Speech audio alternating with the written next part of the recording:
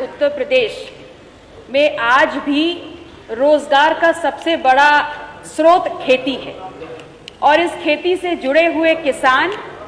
इस देश के 64 लाख खेत खलिहानों से जुड़े हुए हैं जो इस देश की रीढ़ और आधार बनाते हैं। किसान और कृषि को लेकर के बड़े बड़े मंचों पर बड़ी बड़ी बातें होती हैं,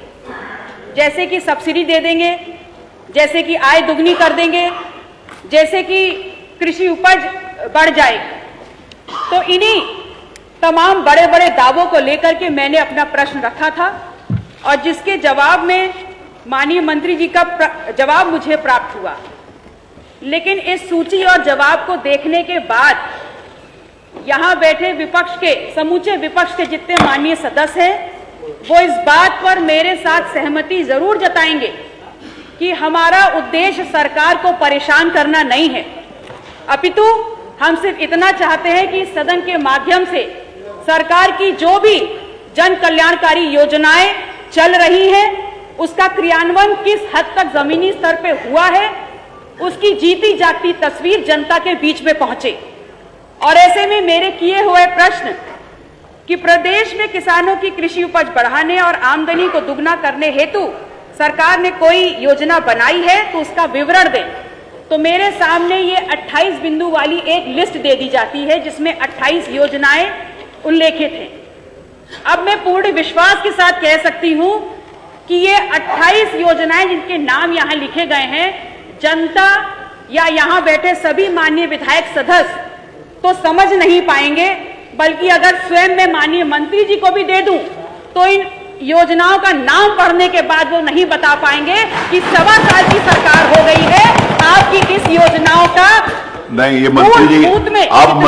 मंत्री जी के बारे में या तो आप जानती नहीं है, इस प्रकार की टिप्पणी मंत्री के ऊपर करना उचित नहीं है। वो फिर मैं बात बोलूंगा, उनको कृषि के बारे में हर चीज मालूम है, उन्होंने योजनाएं आपको बताई हैं, उनको नहीं मालूम, ये बात उचित नहीं है। तो मान्यवर इस सापेक्ष में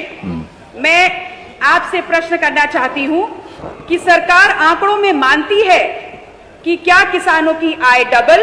और कृषि उपज इन उल्लेखित 28 योजना के चलाए जाने के बाद अपेक्षा अनुरूप पूर्ण हो गई है? यदि हां, तो आपसे विनम्र निवेदन है कि सरकार इन सभी 28 योजनाओं के पिछले 5 वित्तीय वर्षों के आंकड़े सदन के पटल पर रखे, और यदि नहीं तो अब सरकार की क्या योजना है उस योजना का संपूर्ण विवरण इस पटल पर दें और इसकी समय सीमा क्या होगी। लास्ट प्रश्न आप ही का सर, अभी मेरा रह गया। चूंकि उर्वरकों पर 5% जीएसटी लगाया जाता है, कच्चे माल जैसे सल्फ्यूरिक एसिड और अमोनिया पर जीएसटी परिषद की सिफारिशों के बाद 28% जीएसटी लगाया जाता है, तो मेरा दूसरा अनुपूरक माननीय मंत्री जी से है कि क्या सरकार किसानों को उन्नत बीज और उर्वरक की खरीद पर जीएसटी मुक्त करेगी? बहुत बहुत आभार। मनोज पांडे।